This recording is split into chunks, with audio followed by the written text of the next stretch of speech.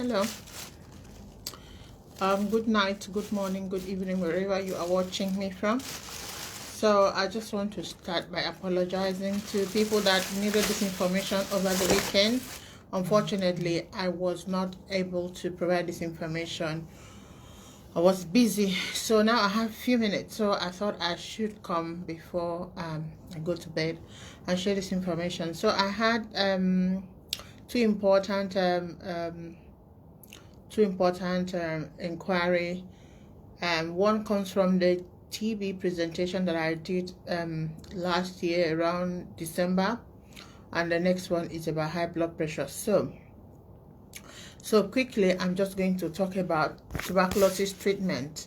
So if you are in Africa and you have tuberculosis, and I don't know, because some of you can buy medication over the counter, and you want to know exactly what medication you can take, and I will still advise that you make sure that you have a doctor that will monitor you and before you start to take this medication. But some of you just want to do things for yourself. Like I said, self-medication is not very good, so always make sure you see a doctor to monitor these things for you.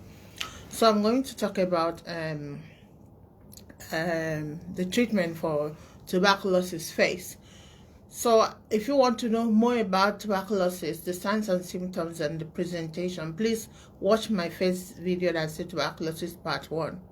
This video is only about treatment. So I've already said in that video that herbal medicine cannot treat tuberculosis. It won't treat, and it will do more harm than good. So that is what I know by research. But the our medicine, allopathic medicine, it works. It is very good. So if you have tuberculosis and you have your active TB, you're coughing out blood, you're having night sweat, you're losing weight, this message is for you. This message is for you. So the first treatment for tuberculosis, the first regime, is for 4 months. So I will personally type the names of this medication on the comment section, but you need to see a doctor to be able to prescribe them for you. So the first one is rifampicin, okay, and then the next one is isoniazid, and then another one is pyrazinamide. So you have to take the three of them. Once a day, and you have to do that for 4 months. Once a day, these 3 tablets, rifampicin, isoniazid, and pyrazinamide, you have to take them for 3 months. Once a day for 3 months. And then once you finish that, after you finish taking it once a day for 3 months, the next one you're going to be using, now you're going to go back again and use isoniazid again and rifampicin for another 3 months, but this time it's going to be 3 times a day. Isoniazid, rifampicin, TDS 3 times a day, and you're going to do that for another 4 months. Sometimes it could be for 3 months. So which means that treatment for TB can run up to 6 months, can run up to 7 months. So the one that you're taking 3 times once a day, it runs for 4 months, and the one you're taking rifampicin and ethambutol, you take them for 3 times a day. That one is going to run for another 4 months. So you find out that between 6 to 9 months, the tuberculosis treatment is used. So basically, what I'm trying to say is that if you take those medications, you stand a chance of clearing your TB from your system instead of drinking herbs and other things. And please, if you really want this medication to work for you, don't stop it halfway and do not mix it with anything. One problem with tuberculosis that we do not have a cure for it is when you start tuberculosis treatment and you just stop it halfway, and that is the end of the matter. Anytime you go back to take those medications, they will not work again. They form what we call resistance. Because that minute you break it, the TB bacilli start to form, make a cyst and envelop themselves and then stick again to your lungs. And the time you come back to take it, they've already cloned themselves and and develop resistance to it. So that is why a lot of people don't get cure for for tuberculosis, because when they give them the medication, because it's going like the first three I said, rifampicin, isoniazid, and pyrazinamide, they're going on once daily for 4 months. So a lot of time people are upset and they don't want to do it. And also, especially the one called rifampicin, it has a side effect. Sometimes it makes people, your tears will turn to yellow, your urine will also turn yellowish, you know, every secretion in your body, even your saliva will turn yellowish. A lot of people, when they see those things happening, they just bang the medication. They don't want to take it again. So I just want to let you know, even the pyrazinamide also, when you urinate, your urine goes very, very dark orange yellow. But that is because you're taking those medication, and you must continue to take the medication if you actually need a cure. So I'm done with tuberculosis now. Now, high blood pressure. People that are in Africa, Nigeria, Ghana, and the rest of you that are in Africa and everywhere, wherever you're watching this video, this message is very important.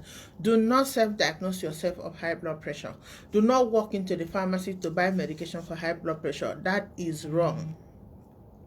The reason is that the medication you take for high blood pressure might not be sensitive. You may not be sensitive to that medication, and it might not be the right medication for you because of your ethnicity and background. Also, the medication you're taking for high blood pressure have the affinity to lower your blood pressure to very, very low, and you can pass out as soon as possible. Some people take the medication and it lowers their blood pressure, and they slump and go into coma. So please, if you feel that you're hypertensive, you're having a headache, you're having blurry vision, you're feeling dizzy, go and see your doctor. I have said that you cannot go to pharmacy to buy blood pressure medication. You can't. But if your doctor is monitoring you, you can now go and get the medication, take your prescription, and go and buy it in the pharmacy.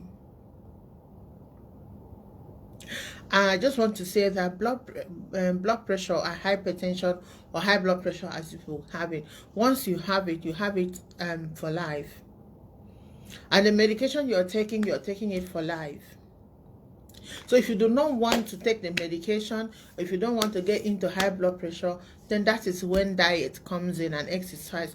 You have to do these preventive measures so that you don't get into high blood pressure. That is how you have to run away from palm oil and all saturated fat. That's how you have to run away from eating a lot of red meat to eating much vegetable and fish. So if you don't want to become hypertensive, you can do something how to reduce salt. You reduce salt from your diet, and also reduce the amount of seasoning you use for cooking, because most of those seasoning contains salt. So if you do not want to have high blood pressure, please start now. And there's what we call prehypertensive. Prehypertensive means that the person's blood pressure is like, call it 135 over 85 at home, and when they come to the hospital, their blood pressure is 140 over 90. So we can put those people as type 1 hypertension, and we can also classify them as pre-hypertensive, and that is where your diet and exercise comes in. Your diet is very important, so you have to eat healthy, and you have to also ensure that you are exercising. And you have to go to some website and check about this healthy eating, and especially ensure that you have lots of vegetables in your food. You can eat carbohydrate, but make sure the carbohydrate is backed up with lots of protein and vegetables. So when they are pre-diabetic, they do not need medication. Before you're actually diagnosed diabetic, that's what we call ambulatory blood pressure monitoring. You have to get your blood pressure monitored, and it can be monitored for 1 week, and then you'll be checking the blood pressure. The machine checks the blood pressure, and by the time you come back to the clinic, we find the average of the blood pressure, and we can decide if you need medication or not.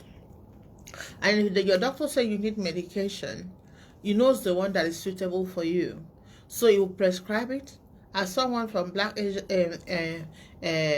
African or Black Caribbean, we are more sensitive. Our body receive what we call calcium channel blocker, amlodipine, more than an ACE inhibitor. And also age is a factor on also deciding of what blood pressure medicine you should be starting. So please go and speak to your doctor.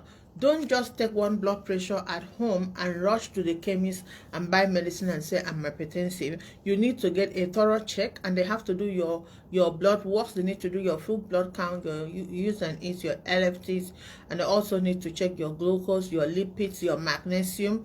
They need to check all the electrolytes before, and even troponin as well. They need to check all of those things before they see if you are having hypercholesterolemia, maybe your blood cholesterol is high. Then a treatment will be given for that. And they also have to screen you out of type 2 diabetes. So once you have all these checks in place and they've done the test and they are satisfied that actually you are not hypertensive, then you'll be placed on diet. But if you're hypertensive, then they will prescribe you sensitive medication, and also they also prescribe statin for your hyper cholesterol, and they will monitor you like every 4 weeks. When you start, the doctor will have to see you, review the medication, review your health, review your blood pressure, review your diet, review your lifestyle. So please do not self-medicate on high blood pressure, because you can kill yourself. You can fall down, you can slump. You need a doctor to monitor it for you. Thank you. That's all I have to come to say. Bye.